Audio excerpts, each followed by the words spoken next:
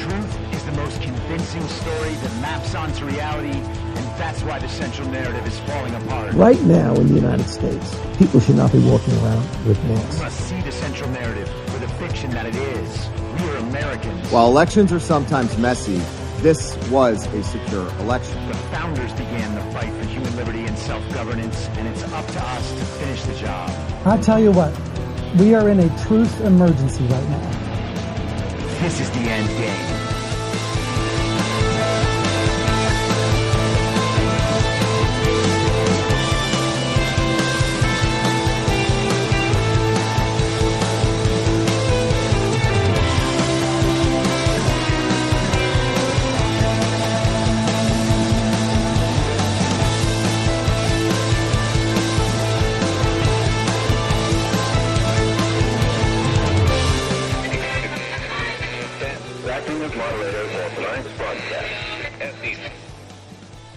It's Thursday, February 2nd, 2023, the 743rd day of dystopia. I'm your moderator, Chris Paul. Let's be reasonable. A warm welcome and hello to all of you listening to the podcast on the day of its release. The only way to do that is by becoming a paid subscriber at imyourmoderator.substack.com.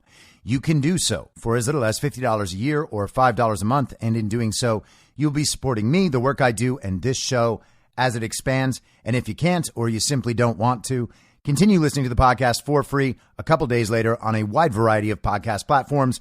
And of course, Rumble. All I ask is that you share it with your friends. You can find the links to the podcast, the writing, the social media, and the merch site by visiting linktree.com/I'm your moderator. So let's get started today with some racism.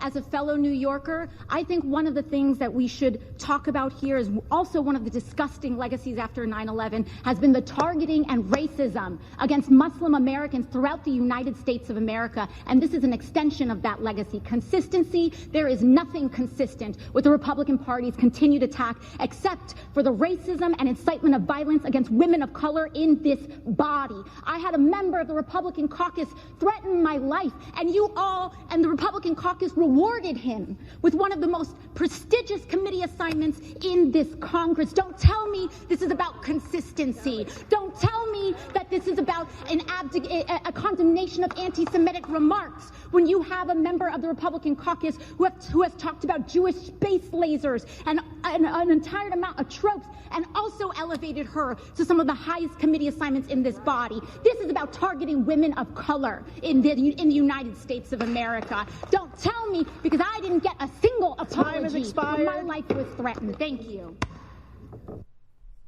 Preach, girl.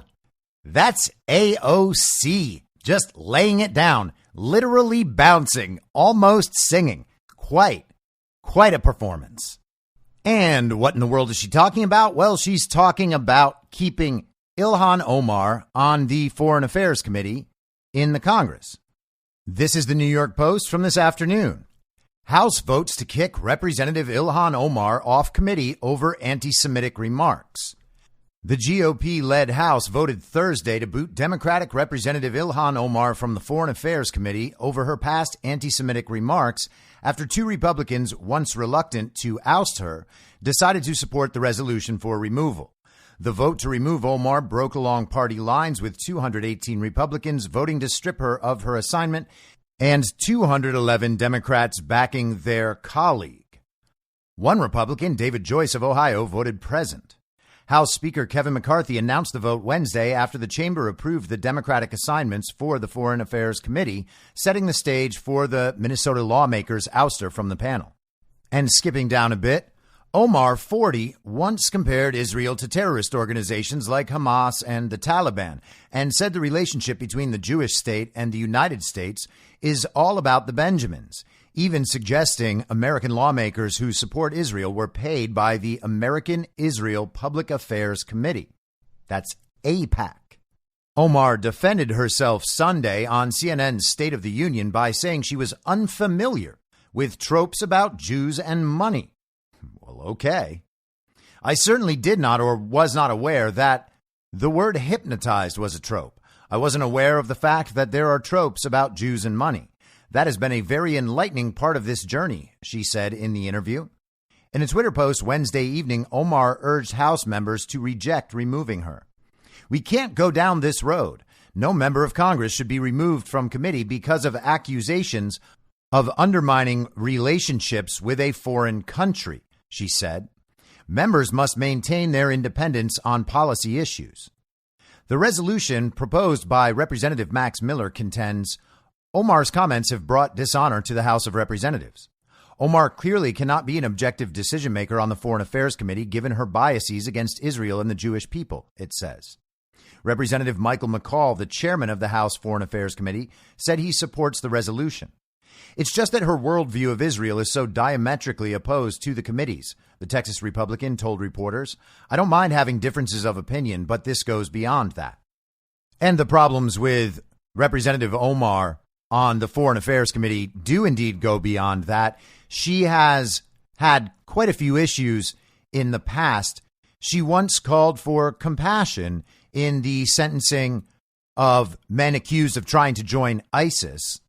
She falsely accused the Covington kids of chanting, "It's not rape if you enjoy it." She claimed that Donald Trump was backing a far-right coup in Venezuela.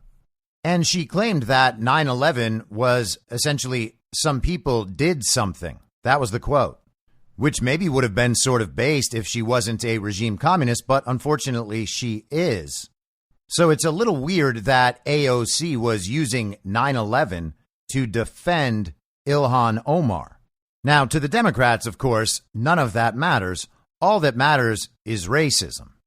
And racism is probably what made the Republicans remove Adam Schiff and Eric Swalwell from the Intel Committee, even though they're white. And the actual reason was that Adam Schiff was lying about intel he purportedly received in multiple efforts to take down Donald Trump, and Eric Swalwell was sleeping with a Chinese spy.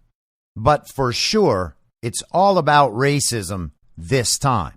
Adam Schiff joined in speaking up for Ilhan Omar. Strong opposition to this resolution. First, as to the false pretext, 2 members of the Republican conference were removed from committees for inciting violence, encouraging violence against their colleagues. There is nothing at all at issue like that here. You want to introduce a resolution to condemn someone for inciting violence against their colleagues or against people here in Congress? Introduce a resolution against Donald J. Trump. No one has incited more violence against this chamber than Donald Trump. Now, let me talk about anti-Semitism. Do not insult our intelligence by suggesting this is about anti-Semitism. You want to introduce a resolution against someone guilty of anti-Semitism? Introduce a resolution against someone dining with anti-Semites, someone dining with white nationalists, members of your conference who are speaking at white nationalist rallies. Introduce a resolution against Donald J. Trump, Marjorie Taylor Greene, Paul Gosar, and others. But do not the gentleman's time has insult our expired. Intelligence by saying this is about anti-Semitism. The gentleman's time Vote has no on this expired. resolution. Now, that is a hefty portion of Adam Schiff is using his defense of Ilhan Omar's position on the Foreign Affairs Committee to try to go after Donald Trump for inciting violence against the Congress. The fake insurrection narrative will never die for these people. Luckily, almost no one believes it anymore. But at least blaming Donald Trump provides a little variety from Democrat after Democrat coming up to have their 1 minute to talk about how racist Republicans are. They no longer have arguments for anything, just that everything is racist or sexist or homophobic or transphobic or Islamophobic, or it incites violence, or it makes people feel unsafe, or it's disinformation or misinformation or malinformation. Always the same. Science denier, anti-vaxxer, climate denier. Always the same. Always nonsense. And they're finally getting treated the way they've deserved to be treated for a long, long time. Now, yesterday, they were doing a hearing on immigration in the House and the totally open southern border, the massive flood of illegal aliens into our country, over 250,000 in December, not to mention all the fentanyl and everything else. But as you might suspect, it's racist to not want open borders. And after Democrats spent an hour arguing that they should not have to recite the Pledge of Allegiance before committee hearings, they got into calling everybody racist about immigration. But Republican Congressman Wesley Hunt was having absolutely none of it. Wesley Hunt is a black American, and what I'm about to play you is a masterclass in how this should be done. But this is actually not about race. This is actually an issue of public safety. And if I call this an invasion, sir, I'm not racist. I can assure you I'm not racist. What I can assure you is that I want to make sure that fentanyl doesn't indiscriminately kill any race, religion, color, or creed, because fentanyl doesn't care where you're from.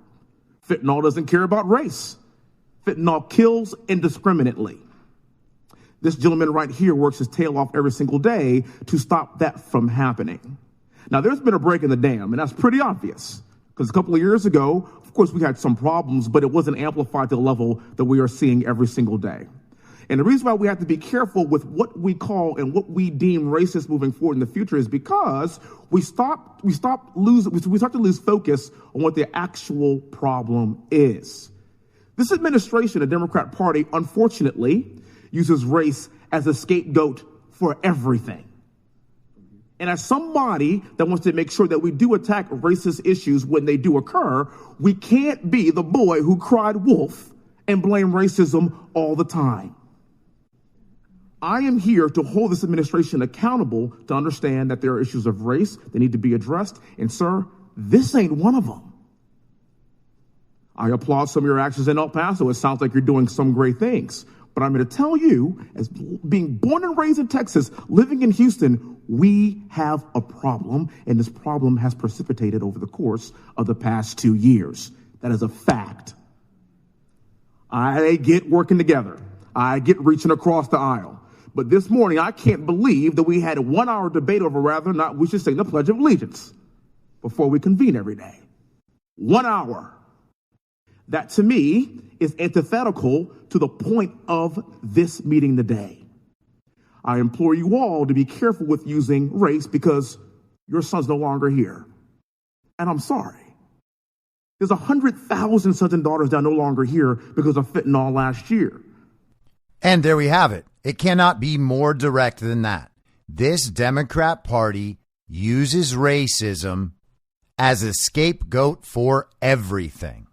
And everyone who's been paying any attention at all for the last 10 or 15 years, and probably really just the whole time, knows that he's exactly right.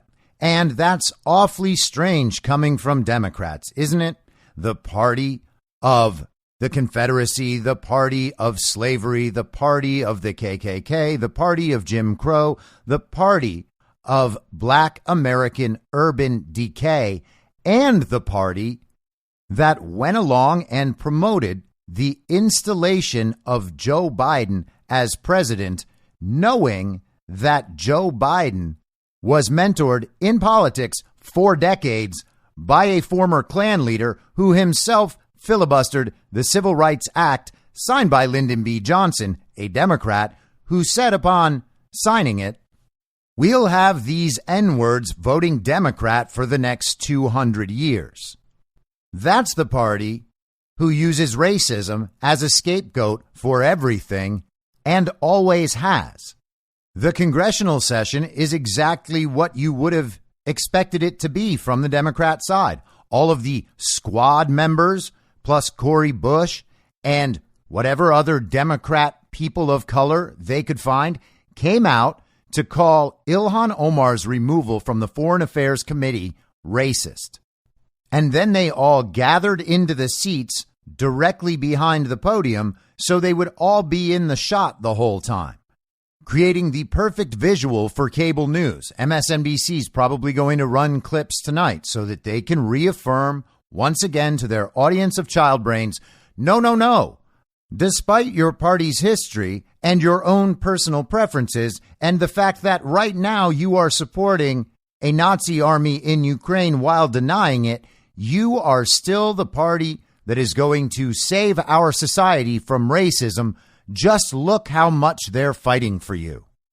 And that works great on cable news, but it doesn't work so well in real life. This is the Wall Street Journal this morning. New Jersey Councilwoman Eunice Dwumfor shot and killed in her car. A New Jersey councilwoman was shot and killed in her car on Wednesday evening, officials said. She was 30 years old. Eunice Dwumfor, a councilwoman in Sayreville, New Jersey, located about 25 miles southwest of Newark, was identified as the victim, Governor Phil Murphy said in a statement. I am stunned by the news of Sayreville councilwoman Eunice Dwumfor's murder last evening in an act of gun violence, Mr. Murphy said. Her career of public service was just beginning, and by all accounts, she had already built a reputation as a committed member of the Borough Council who took her responsibility with the utmost diligence and seriousness. The Middlesex County Prosecutor's Office and the Sayreville Police Department said in a statement Thursday that authorities received a 911 call reporting shots fired about 7:30 p.m. on Wednesday. Responding officers found Miss Dwumfor in her vehicle with several gunshot wounds and was pronounced dead on the scene, officials said.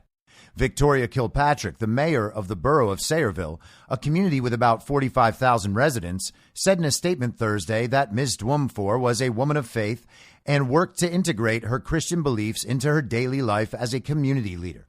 The fact that she was taken from us by a despicable criminal act makes this incident all the more horrifying, Ms. Kilpatrick said. On a personal note, I can't adequately express my feeling of sorrow at the loss of a friend. Ms. Dwumfor, a Republican, was serving a 2-year term that started in 2022. The criminal investigation into her death is ongoing, authorities said. Isn't that amazing? Ms. Dwumfor was a Republican, gunned down, alone, in her car, several gunshot wounds. It didn't mention, this article in the Wall Street Journal didn't mention that she was a Republican until the very end. And it also turns out that she is a Black American. The Wall Street Journal's tweet promoting this article also did not include the fact that she is a Republican. So a Black female Republican councilwoman was clearly murdered, and it's not national news. Would it have been national news if it was a Black Democrat woman? Well, yes, of course it would have been. And it would have been called MAGA extremist violence, whether it was or not. They would have called it that. 2 days later, everyone would have realized that there was no way that was true. But by then, the story would have seeped into the minds of the general public, and they would never hear the refutation of that story. So this would be just another example of MAGA extremist violence. Because it's not that at all, and because it's a Republican councilwoman, there is a very strong likelihood that none of those people will even hear about this story at all. ABC News reported on the murder, and in their article, it is not mentioned once that she is a Republican. They did note that she was shot while inside her white SUV, which appears to have then crashed on Samuel Circle at around 7:22 p.m. Wednesday night. So she was murdered while driving through the townhouse community where she lived. Multiple gunshots as she's driving, and then the car crashes. Pretty obviously a targeted murder, but it's not a national story because it doesn't have the right political affiliations. But sure, the woman who may well have committed immigration fraud is being kicked off the Foreign Affairs Committee because of racism. That's right. It's always us. We're the racists. They can't be racists, even though the entire history of their party is racism. Now, changing subjects without a segue, let's talk about Hunter Biden, the smartest man that Joe Biden knows. This is from the New York Post yesterday. Miranda Devine with a couple of co-authors. Hunter Biden finally admits infamous laptop is his as he pleads for criminal probe. So much for the laptop could be mine. And just for the reference to that quote, a little audio reminder. Was that your laptop? For real, I don't know. I know, but you know that this is. I really don't know. Okay. The answer is. You don't know yes or no if the laptop. I don't have any yours. idea. I have no idea. So could have been yours. Of course, certainly. There could be a laptop out there that was stolen from me. There could be that I was hacked. It could be that it was Russian intelligence. It could be that it was stolen from me. So that's Hunter Biden on CBS Sunday Morning from last year, letting everyone know that the laptop could be his. It could have been stolen. It could have been hacked. It could be Russian disinformation, or it could have been stolen. But it also turns out that it could just be his laptop. First son Hunter Biden's lawyers admitted late Wednesday that the infamous laptop that the now 52-year-old abandoned at a Delaware computer repair shop in the throes of his crack cocaine addiction does indeed belong to him. The revelation came in a petulant letter from Hunter's lawyers seeking a criminal probe into what they called attempts to weaponize its contents. In the 14-page letter to Delaware Attorney General Kathy Jennings, Biden's attorney, Abby Lowell, claimed that repair shop owner John Paul McIsaac unlawfully accessed Hunter's laptop data and worked with former President Donald Trump's personal lawyer, Rudy Giuliani, to weaponize sordid and incriminating contents on it against Joe Biden. This failed, dirty political trick directly resulted in the exposure, exploitation, and manipulation of Mr. Biden's private and personal information, Lowell wrote. Mr. McIsaac's intentional, reckless, and unlawful conduct allowed for hundreds of gigabytes of Mr. Biden's personal data without any discretion to be circulated around the internet. McIsaac took possession of the laptop and hard drive late in 2019 after trying and failing for months to notify Hunter that the device was ready to be picked up. Once the shop owner saw the laptop's contents, including emails detailing influence peddling involving then Vice President Joe Biden and videos of the younger Biden smoking crack and having sex with prostitutes and his work subordinates, he alerted the FBI. The feds picked up the laptop in December 2019, but not before McIsaac made a copy and gave it to Giuliani's personal lawyer, Robert Costello. Giuliani provided the Post with a copy of the hard drive in October 2020. Lowell's letter singles out McIsaac, Giuliani, Costello, former Trump White House advisor Steve Bannon, former Trump White House aide Garrett Ziegler, Bannon associate Jack Maxey, and Yakov Appelbaum, founder and CEO of cyber analytics firm XR Vision and former aide to Senator Ron Johnson, as parties who gained unauthorized access to the laptop's contents and disseminated it to the media and lawmakers. We believe the facts and circumstances merit further investigation as to whether the conduct of McIsaac, Costello, Giuliani, Bannon, Ziegler, Maxey, and Appelbaum violated several provisions of Delaware's criminal code, including, but not necessarily limited to, computer-related property offenses, theft, possession of stolen property, and misapplication of another's property. Each of these offenses, if violated, has the potential to be a felony, depending on the value of the property in question, Lowell writes. Letters were also sent by Hunter Biden's lawyer on Wednesday to the Justice Department's National Security Division and the IRS. I think with Congress starting investigations next week, it's a scare tactic, McIsaac told the Post Wednesday. The flak is heaviest when you are over the target, he added. The House Oversight Committee will commence hearings next week on Hunter Biden's alleged influence peddling and claims he cashed in on ties to his then vice president father to rake in millions from foreign companies. Representative James Comer, the chairman of the panel, told the National Press Club on Monday. Ziegler, who worked as an aide to Trump trade advisor Peter Navarro, has published the laptop's data on his Marco Polo USA website, told the Post on Wednesday that the letters were a desperate attempt by the Biden family to get the spotlight away from their crimes. And of course, Garrett's right about that.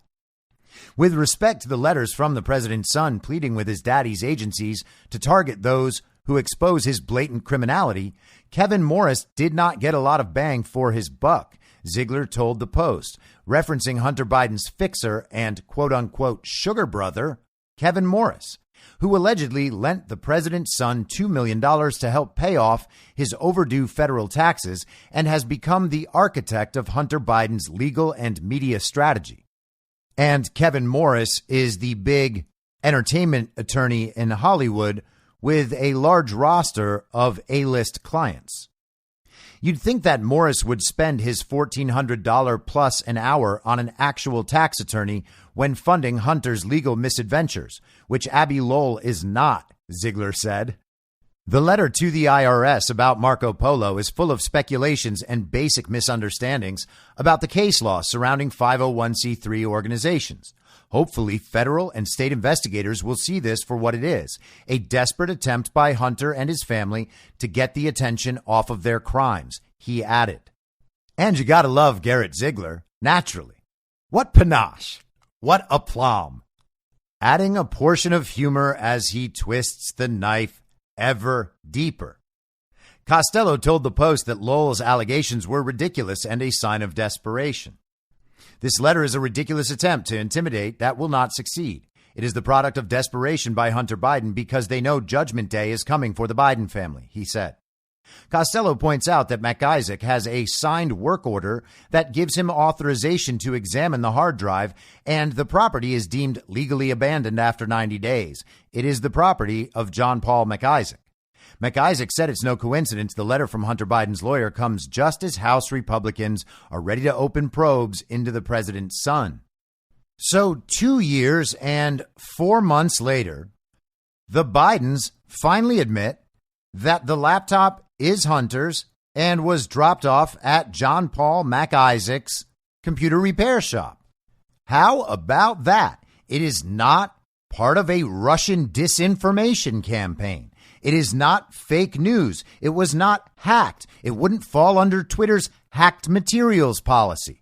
It was just kept from the public because it would have been harder to sell the American public the idea that Joe Biden could actually receive 81 million real legal American votes. They couldn't let the American public know that because convincing them that Joe Biden actually won would have been that much harder. The steal would have been even more obvious than it was. Joe Biden lied about it in the debates. You just heard Hunter Biden lying about it to CBS. And now all of that can be put to bed. It's just Hunter's laptop. The evidence is real. The evidence is evidence of criminal corruption with our foreign adversaries by the fake president and his family that spans decades. Now, we were discussing some of that corruption and criminality with our adversaries yesterday and the relationship between the Bidens and Metabiota and Ukrainian biolabs. And to continue a bit further down that path, there's a great thread up from Kanekoa the Great yesterday on Twitter, and here it is. A 2012 Ukrainian news report discussed the U.S. Department of Defense building biological weapons laboratories in cities across Ukraine as part of its biological threat reduction program. And Kanekoa links that video. You can go to @Kanekoa the Great on Twitter and find this video, but as it's in Ukrainian with subtitles, there's no point in me sharing the audio. In August 2005, Senator Dick Lugar and Barack Obama signed the Ukrainian Nunn-Lugar Biological Agreement. This included cooperation agreements between the U.S. DoD and the Ukrainian Ministry of Health for the storage and elimination of deadly pathogens. Under the agreement, the U.S. will assist Ukraine to upgrade the security for pathogens currently stored at various health laboratories throughout Ukraine. The pathogens listed are anthrax, tularemia, brucellosis, listeriosis, diphtheria, cholera, typhoid, and others. President Joe Biden's son is also financially involved in Ukrainian biolabs. Hunter Biden invested in Metabiota, a pandemic tracking and response firm that collaborated on, quote, identifying and isolating deadly pathogens in Ukrainian laboratories. And he links an article from the National Pulse last year that I shared on this podcast at the time. On LinkedIn, Metabiota's David Mustra described how he managed a team of Ukrainians and served as, quote, the biosurveillance and research manager, end quote, on the Defense Threat Reduction Agency's Cooperative Biological Engagement Program in Ukraine. Dr. Nathan Wolf, founder of Metabiota, partnered with the NIH, DoD, and EcoHealth Alliance as part of USAID's PREDICT program, which seeks to, quote, predict and prevent global emerging disease threats. In 2011, PBS did this special on the Metabiota CEO called Virus Hunters, and he links the video there. In April 2014, Metabiota Vice President Mary Gutierrez wrote a memo to Hunter outlining how they could, quote, assert Ukraine's cultural and economic independence from Russia, end quote. Wow. 2014, they were trying to assert Ukraine's cultural and economic independence from Russia. And that's the same time at which Biden and Obama and associates who are still in the fake administration now, like Victoria Nuland, were plotting to overthrow and overthrowing Ukraine's government. And they were going to assert Ukraine's cultural and economic independence from Russia. And not long after that, Ukraine lost Crimea to Russia. Gosh, these Bidens, just foreign policy geniuses. An unusual goal for a DoD contractor specializing in pandemic-causing pathogens. It is, isn't it? How are those things connected? In another April 2014 email, Burisma executive Vadim Pozarsky wrote to Hunter, revealing that the then vice president's son had pitched a, quote, science project involving Burisma and Metabiota. Burisma infamously paid Hunter $83,000 a month to sit on its board. Hunter was not only involved in Ukrainian biolabs. In fact, his actual boss at Burisma Holdings, the Ukrainian oligarch Ihor Kolomoiskiy, was also the boss of Volodymyr Zelensky before he became Ukraine's president. What a coincidence, right? And we talked about Kolomoiskiy being raided yesterday. Who knows where that raid is coming from, what that raid is intended to do. Are they taking down Kolomoiskiy? Is someone covering up evidence? We'll discuss that more in a bit. Zelensky achieved national fame portraying a president on a hit television sitcom called Servant of the People, which was broadcast on a TV network owned by Ihor Kolomoiskiy. Kolomoiskiy provided security, lawyers, and vehicles for Zelensky's presidential campaign. The Pandora Papers revealed that Volodymyr Zelensky was the beneficiary of a web of offshore firms created in 2012. That same year, Zelensky's production company entered into a deal with Kolomoiskiy's media group and received $41 million from Kolomoiskiy's Privat Bank. A 2012 study of Burisma Holdings by Antac, a nonprofit funded by George Soros and the State Department, found that the owner of Burisma Holdings was Ihor Kolomoiskiy, meaning Hunter Biden and Volodymyr Zelensky worked for the same Ukrainian oligarch. Now that is shocking. Also shocking, why is there a nonprofit that's funded by George Soros and the State Department? Oh, good. Another public-private partnership. Russian media quoted in State Department emails referred to Burisma as, quote, part of Kolomoiskiy's financial empire. Kolomoiskiy had a, quote-unquote, controlling interest in Burisma Holdings. Kolomoiskiy also funded the Azov, Adar, and Dnipro battalions, accused of shelling children and war crimes in eastern Ukraine. Human Rights Watch reported that Kolomoiskiy's battalions indiscriminately used unguided rockets and cluster munitions on populated areas in Donetsk. Crazy, isn't it, that Human Rights Watch is saying the same things that all of us have said for the last year, all of the things that our global state propaganda media tells us the Russians are doing? The Ukrainians have been doing this, by the way, for 9 years now. On the text messages found in the Biden laptop, Hunter asks Hallie if she believed that he had, quote, children burned alive in Donetsk or, quote, children killed in Donetsk, Ukraine, likely referring to reports of Kolomoiskiy's war crimes in eastern Ukraine. So Hallie Biden is Beau Biden's widow.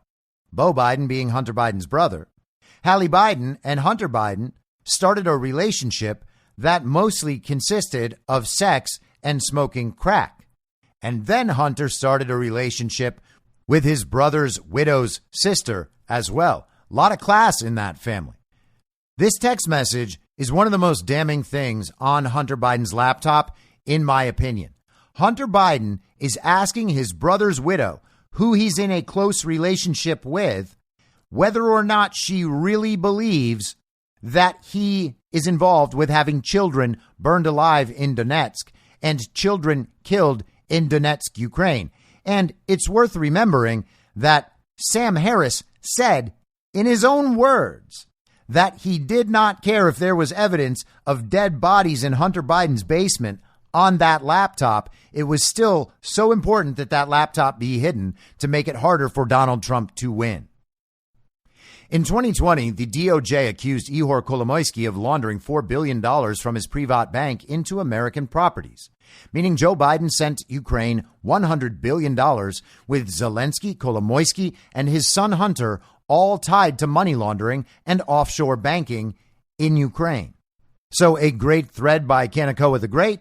He links to the thread we discussed yesterday by Clandestine, and then our good friend John Herold, Patel Patriot himself, followed up with another thread expanding on Kanekoa's thread today.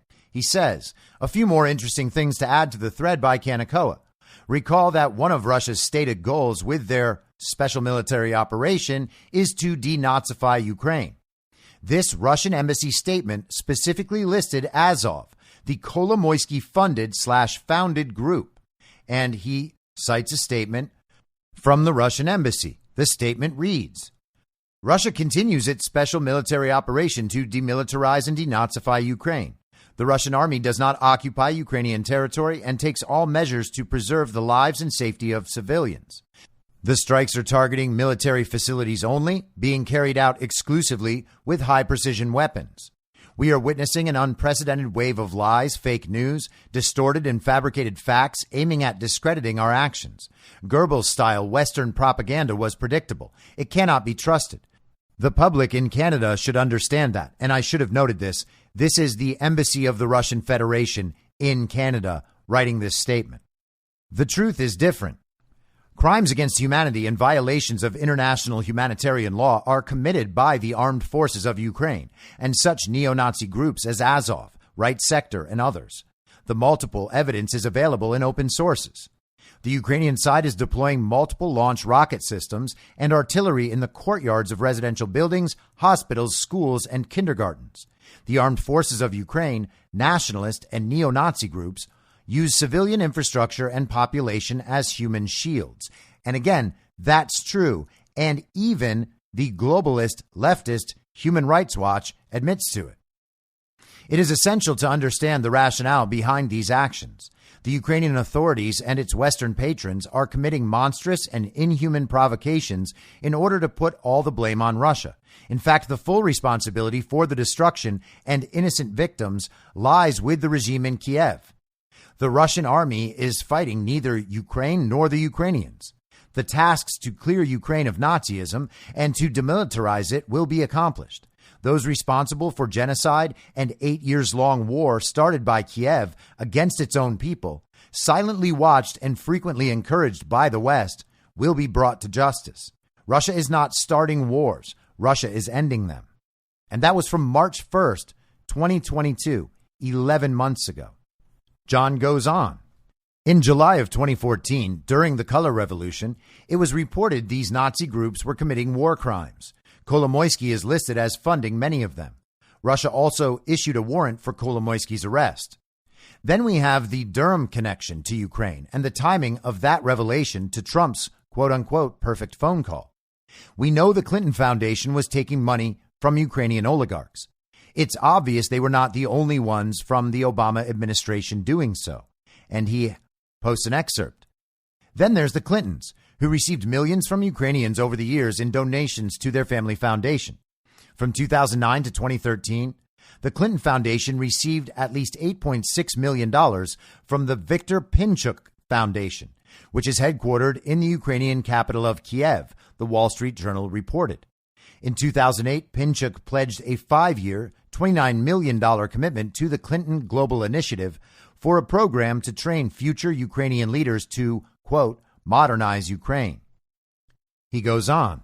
The day after Durham assumes aspects of the Huber investigation into the Clinton Foundation, it's reported by the DOJ that Durham is working with members of the Ukrainian government regarding Ukraine's role in the counter-intel investigation into the Trump campaign.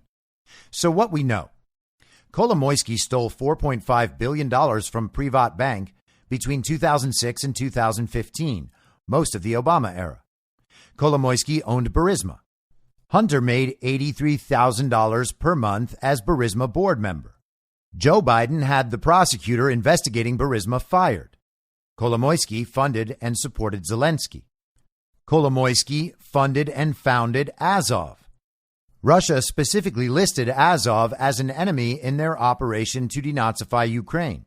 Russia had a warrant out for Kolomoiskiy. Kolomoiskiy has now been raided in Ukraine. How does Kolomoiskiy, an ally of Zelensky and with connections to the Bidens and their corruption, end up being raided? Seems like a contradiction. The timing of this during the Biden classified document scandal is fascinating, too. Remember this thread I did leading me to believe that David Weiss's investigation into Hunter is what sparked the Biden doc saga. The most logical explanation for a continued doc search is those docs are being subpoenaed. And we have discussed the possibility that this document extravaganza is rooted in the David Weiss investigation of Hunter Biden and Biden family criminality in Delaware. This has also been noted by Kash Patel. Leaves me with this question, says John. Is the Weiss investigation into Hunter's business dealings, which likely uncovered the use of classified docs, connected to the raid on Kolomoiskiy? The Burisma connection can't be ignored. Something fishy is going on here, and I think he's right. Now let's move a little further into the Ukraine conflict. This is from thecradle.co. And this article is written by Pepe Escobar, who is a fantastic independent journalist when it comes to foreign affairs and geopolitics. The headline: a panicked empire tries to make Russia an offer it can't refuse. Those behind the throne are never more dangerous than when they have their backs against the wall. Their power is slipping away fast. Militarily, via NATO's progressive humiliation in Ukraine.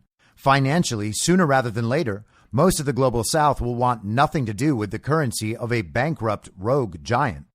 Politically, the global majority is taking decisive steps to stop obeying a rapacious, discredited, de facto minority.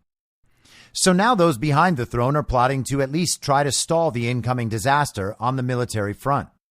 As confirmed by a high-level U.S. establishment source, a new directive on NATO versus Russia in Ukraine was relayed to U.S. Secretary of State Antony Blinken. Blinken, in terms of actual power, is nothing but a messenger boy for the Straussian neocons and neoliberals who actually run U.S. foreign policy. And of course, he's referring to the regime's uniparty communist members. The Secretary of State was instructed to relay the new directive, a sort of message to the Ukraine, via mainstream print media, which was promptly published by the Washington Post. In the elite U.S. mainstream media division of labor, the New York Times is very close to the State Department, and the Washington Post to the CIA. In this case, though, the directive was too important and needed to be relayed by the paper of record in the imperial capital. It was published as an op-ed behind the paywall. The novelty here is that for the first time since the start of Russia's February 2022 special military operation in Ukraine, the Americans are actually proposing a variation of the offer you can't refuse classic, including some concessions which may satisfy Russia's security imperatives. Crucially, the U.S. offer totally bypasses Kiev, once again certifying that this is a war against Russia conducted by empire and its NATO minions, with the Ukrainians as mere expendable proxies. And that is a very good point. The regime in Kyiv, led by the comedic actor, is a puppet regime. He has no actual autonomy or control. And the only question is, at this point, who exactly is pulling the comedic actor's strings? Because with the level he's embarrassed the regime to this point, you actually have to start wondering, if the regime aren't the ones pulling those strings. Or hey, they could be. Maybe they think that Volodymyr Zelensky is just wowing all of America because that's how it looks inside their Twitter bubble.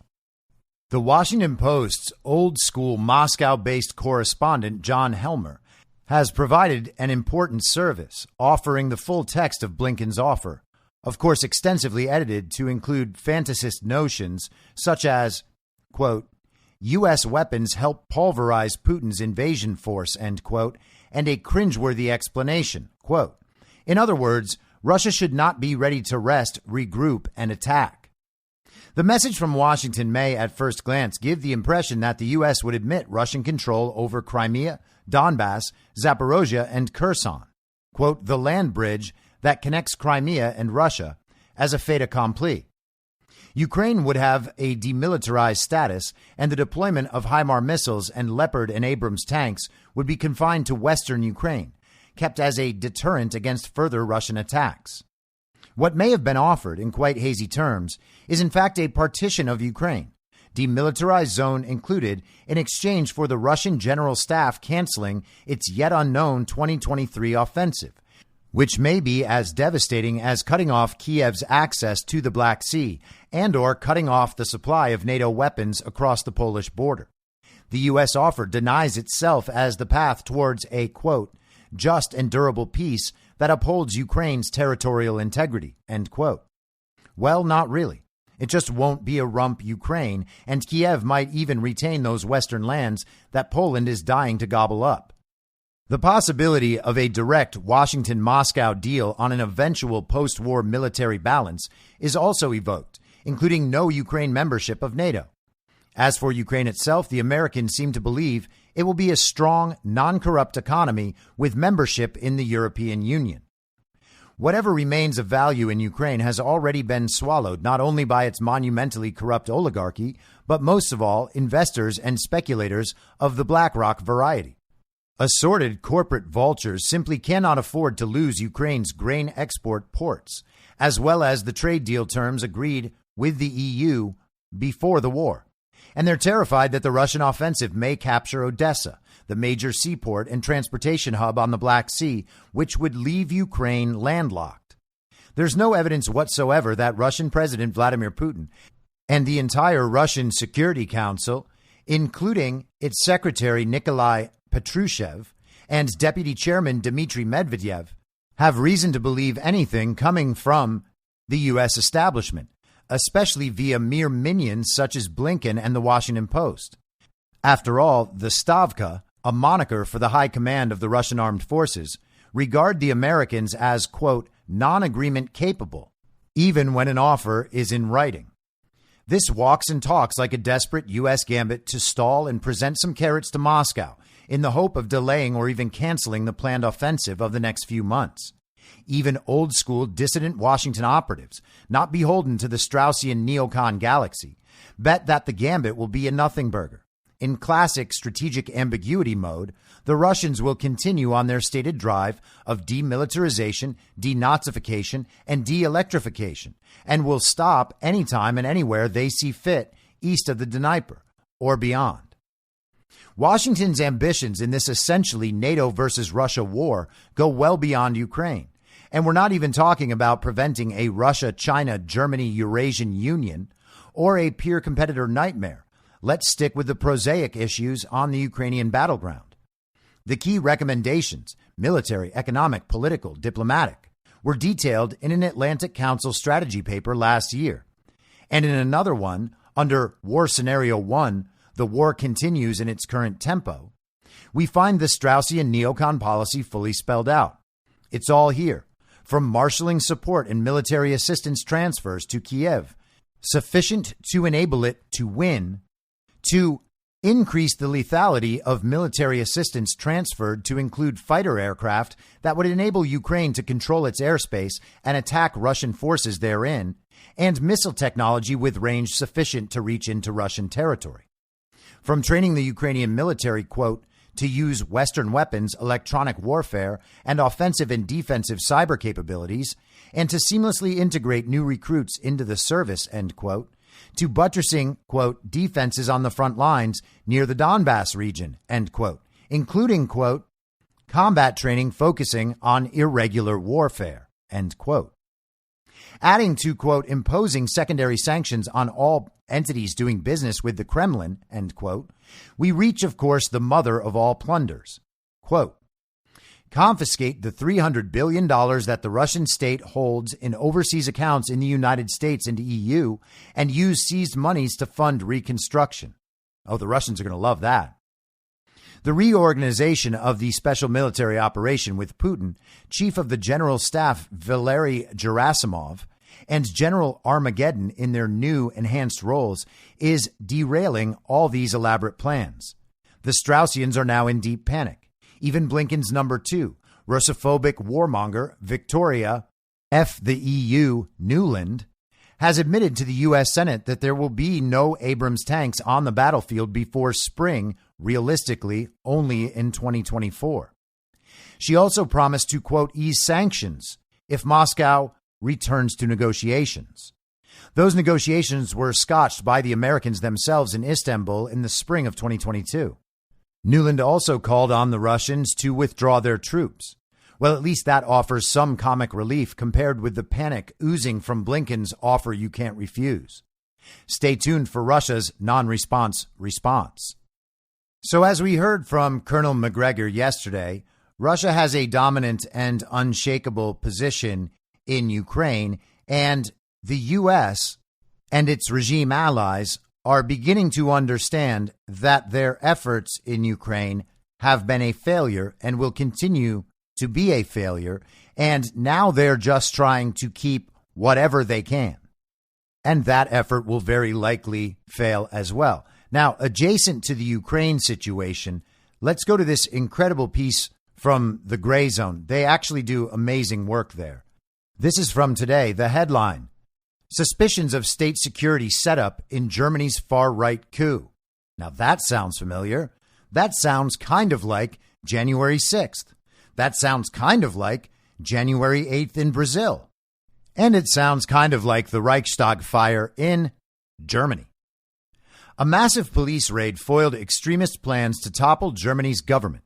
But the timing of the plot and its sheer absurdity raised questions about state security's role in instigating it, as it has done many times in the past. On the morning of December 7th, 2022, Germany's security forces conducted the largest police raid in their history, as 3,000 officers stormed 130 properties spanning almost the entire country, as well as Austria and Italy. When the police sweep was over, 25 individuals had been arrested for plotting to overthrow the German government. They stood accused of plotting to storm parliament, arrest lawmakers, and declare the restoration of the country's monarchy by force, led by aristocrat Heinrich Reich XIII. However, a closer examination of the police action and its timing raises serious questions about the legitimacy of the alleged coup and whether the German security state played a role in instigating it. If so, it would fit within the historical pattern of the government's infiltration of extremist movements since the post-war period. In 2003, a German court was forced to abandon a case against a notorious neo-Nazi group when it determined the organization was at least partially, if not wholly, controlled by state assets. The suspects accused of plotting to overthrow Germany's government are part of a movement known as Reichsbürger, or the Citizens of the Reich. This group is said to reject the legitimacy of the Federal Republic of Germany and contends the country is not, in fact, a sovereign state, but a corporation created by the U.S. and Britain after World War II. Well, that's very interesting. Where would they get that idea? I wonder if the U.S. is a corporation of Britain, too. That's just one striking aspect of an event so shot through with farcical elements and headline clickbait, it appears to have been custom made to generate media frenzy. A celebrity gourmet chef recruited to, quote, take over the canteens of the new German Reich, end quote, is among those arrested, as is a former member of parliament of the right-wing Alternative for Deutschland party.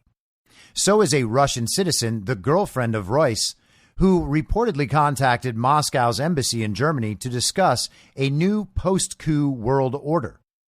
Authorities had clearly set out to court intense news interest, inviting packs of journalists to document the raids in real time, therefore ensuring outlets across the world were almost instantly plastered with photos of the plotters being escorted away handcuffed. In all, 125 officers were deployed for each suspect taken in for questioning, an obviously extraordinary, excessive ratio. Given the speed with which German news outlets such as Der Spiegel published detailed, lengthy reports on the raids, some have even suggested certain articles were prepared in advance of the police swoop, and that journalists and editors had been awaiting the day for some time. Eerily, in a since-deleted tweet on December 6th, ARD journalist George Heil fortuitously predicted, quote, "I suspect there will be a lot of exclusive news tomorrow," end quote. Numerous government officials have aggressively pushed the line that the plotters, quote, "are not harmless, crazy people," end quote, and the media has treated the putsch with utmost seriousness. However, the German state broadcaster Deutsche Welle has conceded that Reichsbürger did not even have a remotely realistic prospect of overthrowing the government. More generally, DW acknowledged a coup d'etat could, quote, "hardly succeed in Germany as the state order and the constitution are too solid," end quote. Though only a handful of weapons were seized in the police raids, Interior Minister Nancy Faeser has declared Germany's already strict gun laws will be tightened even further in response to the supposedly thwarted insurrection. It is almost certain Berlin's security and intelligence services will be granted enhanced capabilities to surveil and harass citizens and suppress unrest too, given they are highly opportunistic in criminalizing dissent at politically expedient junctures. In April 2021, as the German government prepared to impose harsher pandemic restrictions in the face of staunch opposition from the public and a plurality of political parties across the political spectrum, Berlin's domestic security service, known as the Bundesamt für Verfassungsschutz, or BFV, established a new dedicated monitoring category for lockdown opponents. The agency argued that opposition to lockdown orders represented a subversive threat to the state, but that it did not fall under pre-existing categories of concern such as the far right, far left, or Islamic terrorism. The move effectively outlawed all anti-lockdown agitation in Germany while classifying anyone arrested for such activity, of which there had at that point been thousands, despite Germany's constitutional court ruling a year earlier that COVID-19 restrictions did not extend to demonstrations, would be guilty of extremist endeavors. It also guaranteed expanded powers and bureaucratic resources guaranteed to the BFV, which put them on display this December when it took down the Reichsbürger's supposed insurrection plot. And I hope by now you have in mind something that I talk about continuously, which is that the same playbook and the same stories are playing out all across the world, different places, different times. But it's the same narrative always, for the same reasons, and they try to put in the same, if not similar, political measures like gun restrictions in the aftermath of all these events that they are responsible for creating. The German media's preponderant focus on the Reichsbürger plotters' purported far-right nature is striking, as the BFV calculates that of the estimated 21,000 adherents in Germany, of whom only around 5% are right-wing extremists. These figures might seem unusually specific, but the BFV is well placed to know them with a high degree of certainty. Indeed, the agency's surveillance and infiltration of Germany's far right is so extensive, the movement has been at least partially run and even funded by the state. This disturbing reality was laid bare in January 2001, when all branches of the German government requested that Berlin's Federal Constitutional Court investigate the ultra-nationalist National Democratic Party and determine whether it was unconstitutional. Their intent was to ban the party outright. And that's interesting because the comedic actor in Ukraine, Volodymyr Zelensky, has banned opposition political parties in Ukraine as well. Very sad because Ukraine, up until then, was part of our democracy. The resultant probe collapsed in 2003 after the Constitutional Court determined many NPD members and grandees, including at least 30 of its most prominent figures, were undercover agents or informants of the BFV. Moreover, much of the government's case against the party was based on statements made and works published by individuals on the agency's payroll. An anti-Semitic MPD pamphlet that featured prominently in evidence provided to the court was, for example, authored by an undercover operative. This might as well be Julie Kelly reporting about the fake plot to kidnap Michigan Governor Gretchen Whitmer, or Darren Beattie reporting about the Fedsurrection on January 6, 2021. As a result, the court ruled it was impossible to ascertain which statements, publications, and actions attributed to the party had been influenced by the BFV. Investigators speculated the MPD's activities may have been deliberately and actively directed by the agency in support of the party's prescription. Gosh, they sound exactly like the FBI. This explanation is highly implausible given the fact that renewed calls for the NPD's ban in 2011 were dismissed by the BFV on the grounds that doing so would necessitate deactivating its 130-strong network of informants in the party, half of them neo-Nazis, who provided invaluable intelligence on a number of secretive right-wing movements. And that's a kind of amazing dynamic, isn't it? And one that we have seen with the FBI here. They need to keep the FBI informants in these groups and running these groups because without the FBI informants there, they wouldn't have the information from these groups that very probably would not exist without the FBI. That's the explanation we've gotten here, and that's the explanation that was given to the German people as well. It is similarly implausible, then, that, as the established narrative of the coup asserts, the plotters only came to the BFV's attention for the first time in April this year, following the arrest of 4 members of United Patriots, a Reichsbürger subgroup. They were allegedly conspiring to destroy power stations to cause a nationwide blackout and kidnap Health Minister Karl Lauterbach. Reichsbürger had been on the BFV's radar for years. In March 2020, after a shooting in Hanau that left 9 migrants dead, Germany's central government proscribed the group and several of its members were arrested. The extremist outfit featured prominently in the BFV's 2021 annual report, as did the COVID-skeptical Querdenken movement, to which the plotters were also linked. The latter was specifically cited by the BFV in its official justification for creating a new monitoring category for lockdown opponents.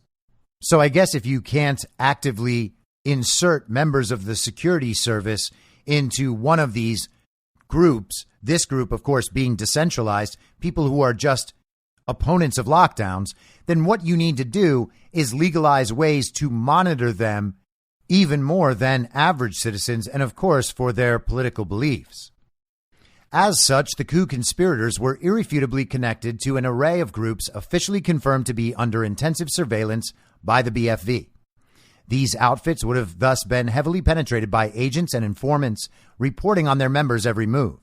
In the case of the AfD party, its designation as a suspected extremist group means the private communications of anyone connected to it are rigorously recorded and stored. The aristocratic Reichsbürger leader, Royce, and his confederates supposedly became subjects of interest to the BFV after the arrests of its United Patriot subgroup members. Very early on, according to agency president Thomas Haldenwang, the BFV, quote, had a very clear view of their plans, end quote. Authorities had closely monitored their communications and contacts from that point on, gathering intelligence on the wider network in which they operated and built cases against them. If they truly posed a serious, immediate threat to Germany's constitutional order, or their plans to do so were well developed and nearing fruition, action surely could have been taken much earlier.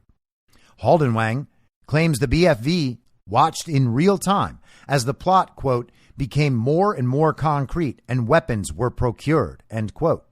The question of whether BFV provocateurs encouraged and or assisted any of the conspirators in advancing their insurrectionist fantasies over this period remains an open and obvious one. After all, the 8 months in which the plot developed provided ample time to insert agents into a group or recruit them. One of the most remarkable aspects of the coup is how quickly it vanished from the headlines after the initial series of raids. After a surge of minute-by-minute reporting, an event of purportedly seismic, historic significance declared by Bloomberg columnist Andreas Kluth to represent Berlin averting the establishment of a Fourth Reich has ceased to be of any interest at all to mainstream journalists, including those within Germany itself. And the headline that is shared in this article from Andreas Kluth is, Germany just averted its own January 6th and maybe the Fourth Reich. And isn't that amazing? It's not a conspiracy theory to say that the same things are happening all over the world. The same playbook is being used. The same narratives are being used. It's just different places at different times. Their very violent insurrection plot set up by the state is the same as our very violent insurrection plot set up by the state. And of course, we were trying to overthrow the government because we are the Nazis, not the people actually staging the Reichstag fire all around the world over and over and over again. After such a terrifying event in which Germany was supposedly saved from the second coming of Hitler, it seemed reasonable to expect more lurid details about the conspirators' grand design. At the very least, some of the promised arrests of other members of the extremist cell should have materialized by now. But save for a series of closed-door Bundestag sessions on December 12th, during which it was claimed the plotters had dreamed of creating 200 paramilitary units tasked with arresting and executing people after the government's overthrow, authorities have remained markedly tight-lipped since December 7th. As is their nature, established news outlets have followed the state's lead, letting the coup drop from its radar almost entirely.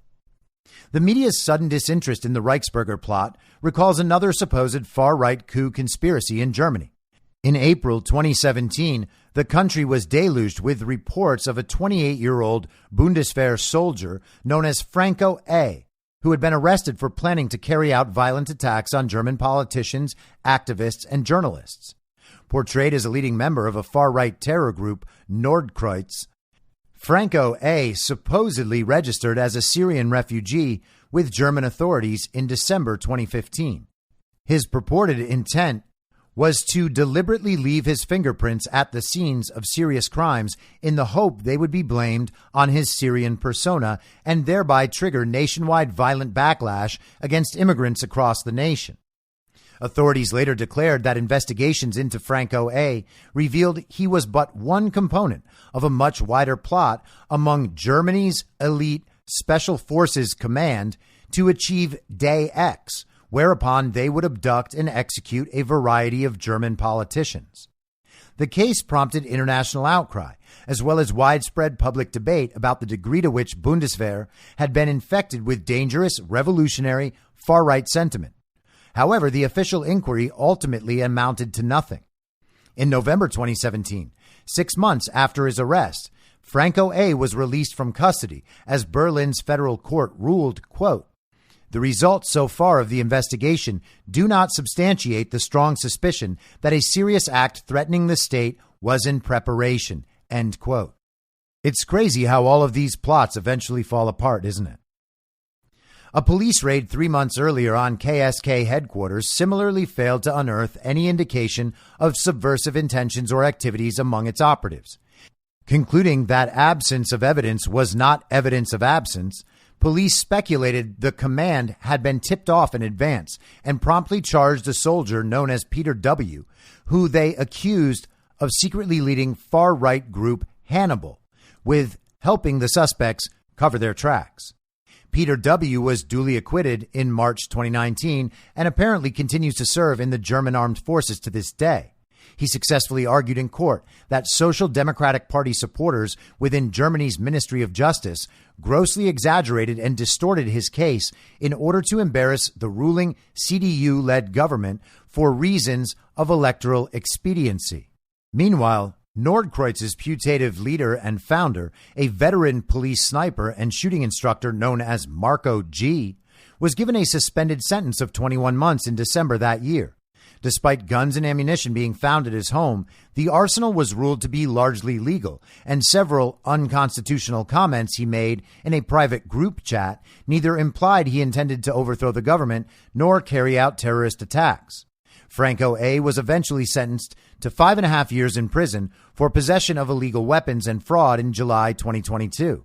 No concrete evidence of a concerted effort, let alone desire to overthrow the German government on his part, has ever materialized. In the meantime, the KSK was reorganized and partially disbanded due to the purported level of far-right extremism within its ranks, although no further arrests were made. The specter of a secret fascist nexus hell-bent on seizing power in Berlin through incendiary violence is one German authorities, politicians, and journalists have long been eager to conjure. While there can be little doubt that modern Germany is home to an inordinate number of neo-Nazis and fascists, at least some of whom are violent and dangerous, they stand little to no chance of threatening the country's constitutional order. It is also true that these extremist forces are well represented in the military and security services. In November 2018, BFV chief Hans-Georg Maaßen was fired for disseminating racist conspiracy theories. At the time, it was speculated his political views may have led the agency to turn a blind eye to the activities of the country's far right during his 6-year tenure. Maaßen's predecessor, Heinz Fromm, also departed in disgrace after it was revealed that the BFV shredded files related to the National Socialist Underground, a neo-Nazi terrorist group which carried out murders, bank robberies, and bombings across Germany with impunity for a decade. Now, that's weird, because we're always told that Nazis and fascists are right-wing, even though we're also told that Nazi means National Socialist. And we also have this neo-Nazi group, the National Socialist Underground. It's strange that after 80 years, the neo-Nazis in Germany haven't realized that they're right-wing and not socialist. Man, where are they getting their history from?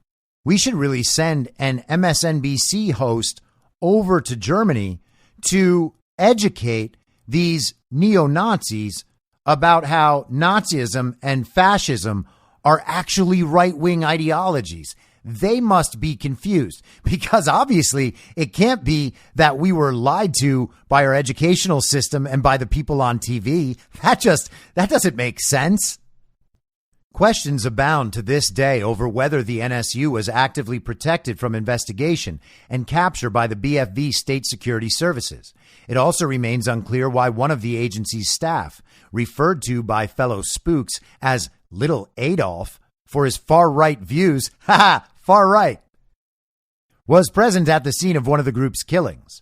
What has been confirmed is that the NSU were in direct regular contact with many BFV informants and indirectly received agency funds through the German state security organization.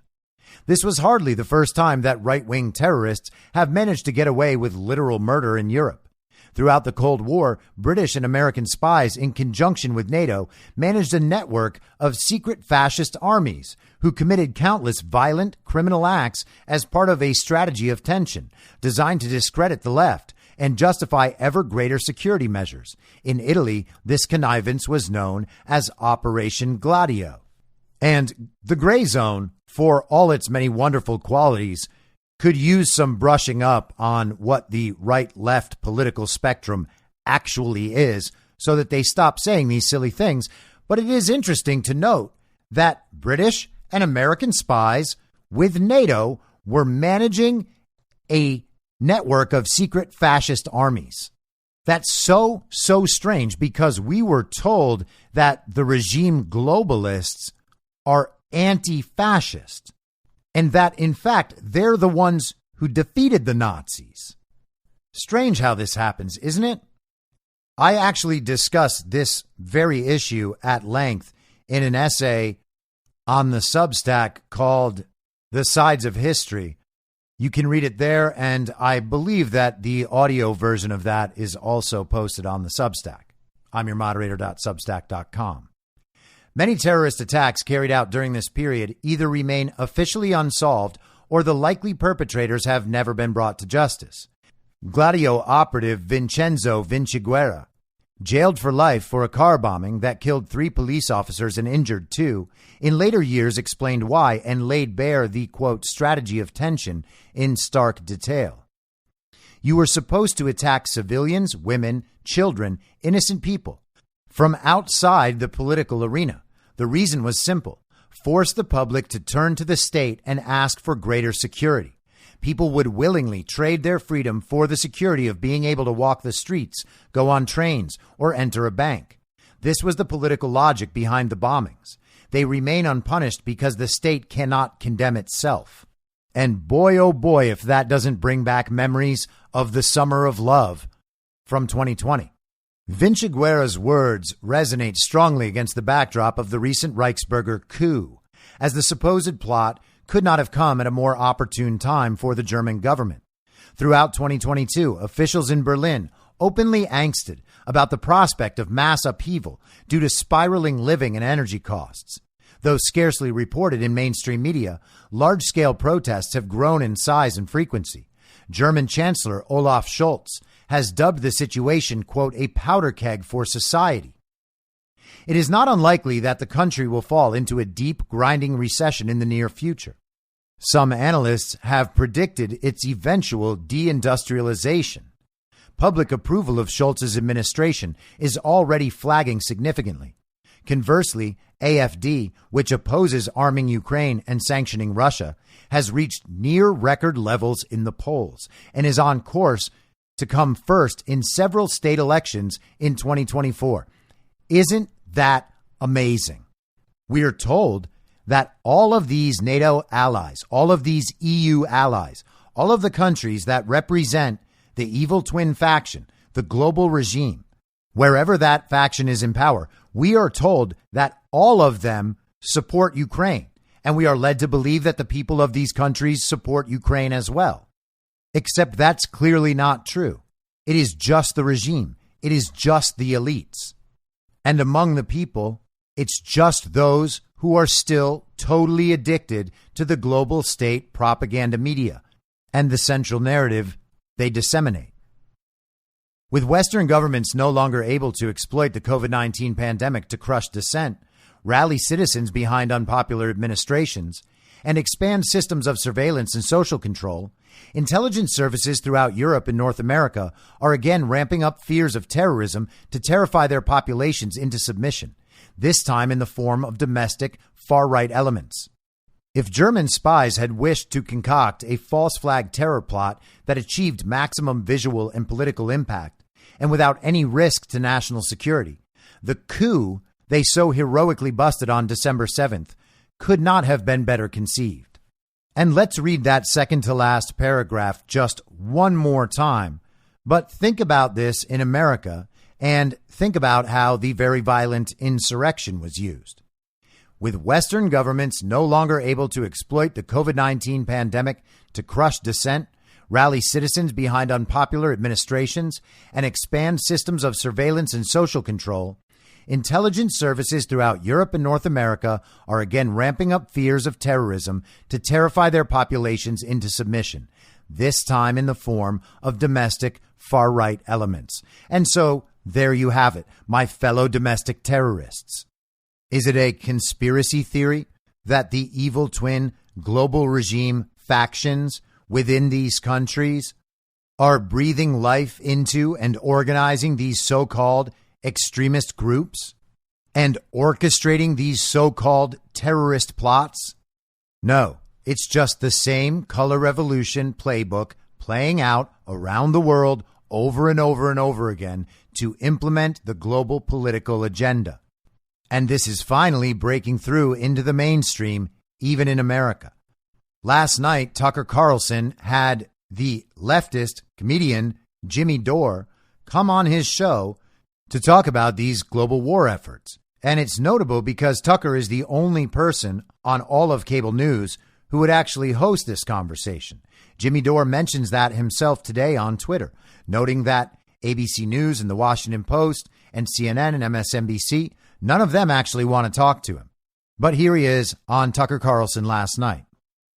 We're the ones provoking this war, just like we provoked the war in Ukraine. We are now provoking a war with China. And who benefits? I'll tell you right now. Your enemy is not China. Your enemy is not Russia. Your enemy is the military-industrial complex, which has been fleecing this country to the tunes of hundreds of billions and trillions of dollars. How many times are we going to have a defense secretary say, hey, we can't account for $2 trillion in the Pentagon again?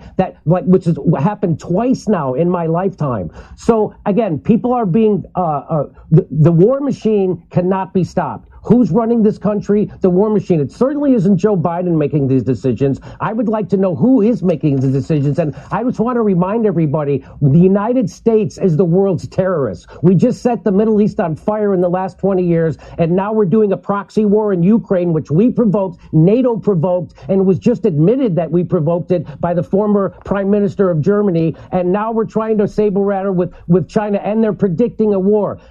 Again, China's not going to invade us. China's not our enemy. We might have an economic war. That's what these are. These are economic wars. These are wars in Ukraine. It's about liquefied natural gas and making sure Germany and Russia never come together because we fear Russia's natural resources and manpower, and we fear them getting together with Germany with their technology and their capital. And so that's why we blew up the Nord Stream pipeline. That's why we're doing the Ukraine war. This is all about hegemony, imperialism, and economics. And if there's a Marine somewhere, it's there because they're about to steal some natural resources from another country. As everybody's screaming about what a bad guy Putin is for invading Ukraine, the United States is currently occupying a third of Syria. And which third is that? It's the third that has the oil. And how do I know we're there to steal their oil? Because the president of the United States said so.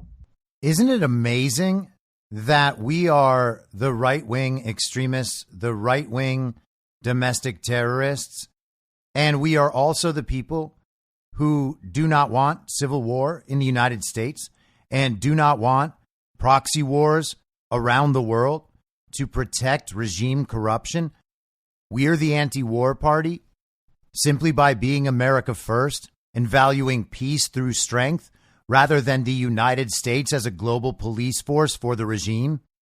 Jimmy Dore is not on the right. And he's not just some peacenik hippie spouting anti-war nonsense about geopolitical issues he doesn't understand. He is simply cutting through the web of lies and corruption that put us in these situations in the first place. And he mentions the one that comes next. The one that comes next is Taiwan. And China is going to invade Taiwan, which is impossible because Taiwan is part of China. And I'll leave you with this, an interesting moment in a committee hearing yesterday. The House Rules Committee. Yeah, they held a hearing on today. Tuesday. Mika, what happened there? Oh, it was on Tuesday to debate a non-binding resolution that would broadly condemn socialism. Oh, boy. Good. One Republican congressman tried to make a dramatic point in getting Democratic Congresswoman Maxine Waters to condemn authoritarian leaders. Take a look at how that worked out for him. Well, Ranking Member Waters, I would think that this would be the most bipartisan bill. And the fact that this isn't passing on suspension just says everything about my friends across the aisle, that you can't condemn socialism. I mean, in your opening remarks, you were talking about Putin, Kim Jong-un, and Xi. You know what they all have in common, right? Trump. Trump? North Korea, China, and Russia? He loves. Yes. Where has he been for the past 6 years? Has he been? Oh my God! That is. I mean, I'm sorry. That is like slamming the ball in the basket and breaking the glass back. Then throwing the mic down and walking away. That was amazing, Willie. And she's exactly right. I mean, why? Where's this guy been? This member of Congress. He talks about a guy. What do these people have in common? Putin, Donald Trump says, is brilliant for invading, and talks about how smart and he's a great, strong leader. Remember, he said that back in 2015, December 2015 on our show, that he was a strong leader that he really respected even after he brought Vladimir Putin. Assassinate Vladimir Putin. So Trump loved him.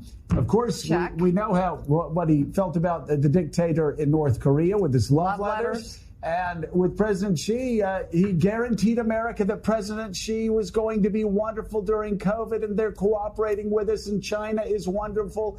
They're cooperating. They also had some wonderful chocolate cake at Mar-a-Lago together. Yes, that's right. And they wrote, don't forget the love letters between the president and Kim Jong-un. I mean, how did the congressman think that was going to go exactly? Was Maxine Waters going to defend Kim Jong-un? I don't think so. Not only did he put it on a tee, he gave Congresswoman Waters that big red bat that you use where you can't miss. Exactly. Yeah. So the trained seals at MSNBC are barking about anti-Maxine and how she totally slammed Donald Trump. It is interesting, though, because we're seeing the narrative seeding of what will become the attempt by the mainstream media, the global state propaganda media, to tie Donald Trump to Xi Jinping as he invades Taiwan. That's what you're going to be seeing over the coming months, assuming that the story actually reaches that point. And I think it will. I think most people believe it will. But these are the same people who have covered for the Chinese Communist Party now for decades. These are the people who were claiming that the phrase China virus was racist to Asians and that it was starting a new wave of anti-Asian hate back in 2020. But all of that has changed. Now Xi Jinping is actually a very, very bad guy. And like all very, very bad guys, he's Donald Trump's fault. And so what's the only way to react? Well, let them walk us all in to another proxy war. I'll be back tomorrow at the same reasonable time on the same reasonable podcast network. I don't have a network. Masks and lockdowns don't work. They lied to you about a pandemic. And Joe Biden will never be president. In my mind, that's the end game.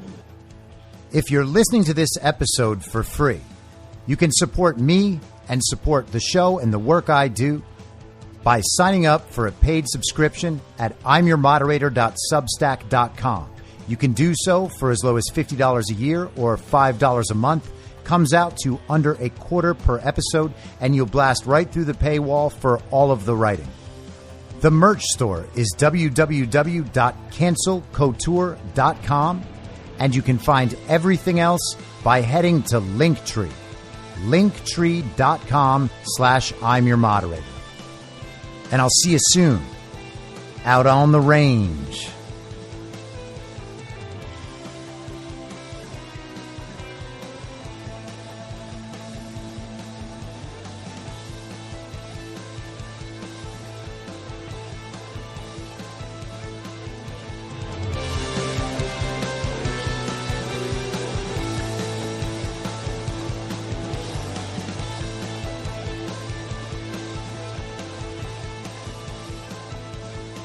It's